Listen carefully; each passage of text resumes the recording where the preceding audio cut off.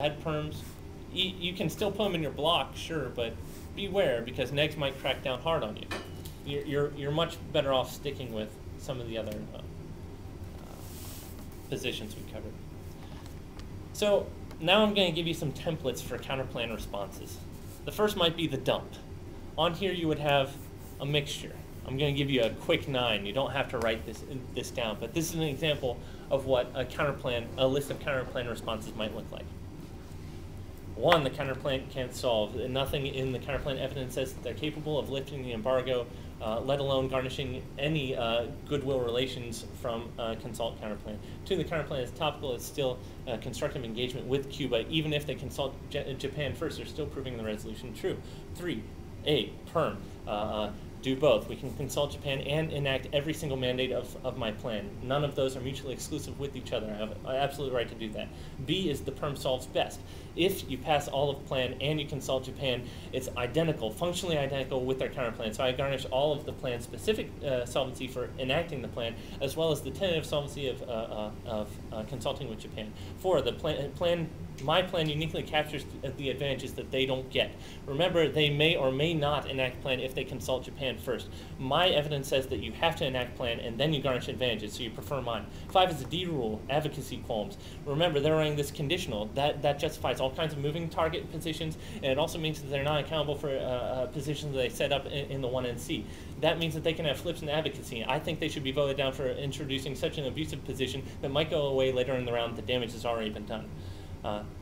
7, turn A, the counterplan feeds into UN interventionism. Consulting Japan, and then you'd read a card saying, consulting Japan suddenly mobilizes the world into one U.S. issue. And then the B is U.S. interventionism triggers the disads and causes a war. And then you would go on to your next advantages. But do you see the blend that goes on there? There's defense and offense. You're diffusing them from capturing your case's claims. You're diffusing them from capturing any claims of their own. You're making negative offense by linking up weight against them in the form of a disadvantage, and they have to be accountable for theory.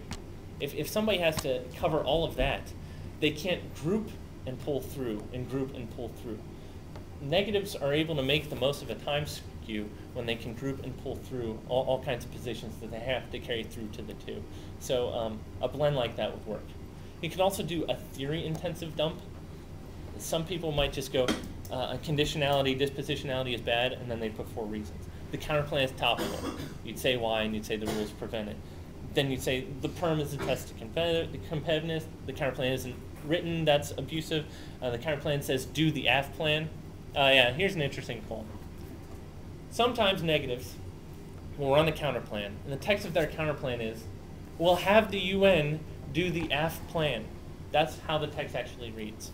Or you'll say, we'll do the AF plan, only we'll consult Japan. Do you guys see any tensions there at all? With when the negative is suddenly saying, do the AF plan in their plan text? There are a lot of theoretical responses for why they should be voted down for it. First of all, they switched advocacy sides all of a sudden. They are saying in their plan text, do the AF plan. You should win there. The second is the logical inconsistency of being competitive. The rules call for competition, and now they're saying that their plan is what a perm would be. Yeah.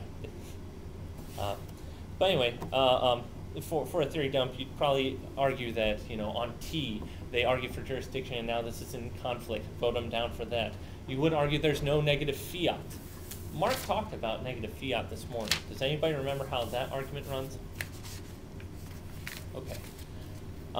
Affirmatives are answering a question on whether or not the U.S. federal government should substantially increase its constructive engagement with Cuba.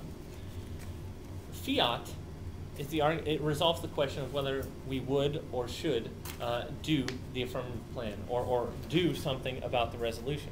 It used to be the case that 60 years ago when people ran plans, if the plan was unpopular, you'd say, Congress would repeal it, all done, and it would be a real crazy debate because, any plan that could be done wouldn't have inherency, and any plan that wouldn't be done would be repealed immediately, or if not immediately, in some short duration of time.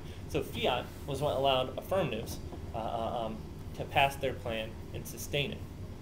Now, since negatives aren't answering a question, they're not, testing whether they should increase constructive engagement through a status quo, there's a lot of room to question whether or not they can fiat. I'd say make the argument against the negative, but I don't think you're going to win it. I mean, the rules do set a precedent that says they can run a counter proposal, so I don't know how well you'll be able to. Yeah. Well, that's about it. Are you guys afraid of any kinds of counterplans that you might encounter? Nick, how would you make the argument that a counterplan is something? How would you operationalize that argument and to make you win? Okay. Yeah, the cheap way is you just give a quick analytic and you'd say, look, it looks like constructive engagement to me, and that's kind of weak. A good way would be to, if they run a top Cali violation, they're going to present a definition, and they're going to set aside a set of standards. Try and access those. So your A point would be they demonstrate what is an advocacy of the resolution over here on the T flow. The B point would be they meet it. The C point would be reject them for it. I mean, that's one way to do it. But the reject them for it, that's probably the most important part of the flow here. And the reason why is because people who clearly aren't topical, yeah, you're gonna have a hard time generating developed arguments against their being non-topical. So if I were you, if their plan's probably topical, you'd probably want to cite a literature base surrounding the resolution, equating it to the resolution. It's quite possible that in your topicality file, there are contextual references to, say, lifting the embargo or actions of general goodwill being constructive engagement. Cite those. There's no problem in defining it, but I would strongly, well, not strongly. If a counterplan is topical, you're probably going to go balls to the wall against them about it and say how it advocates the resolution. But if it's not a very strong correlation, you don't want to spend much time on it. You have so many other theories you can cover, DAs you can run against it, turns, and protections that you have to do on case anyway. So, yeah, I wouldn't tie up. I'd say that's sufficient. Can you give some example arguments as to why conditional counterplans and dispositional counterplans are bad? Well, yes.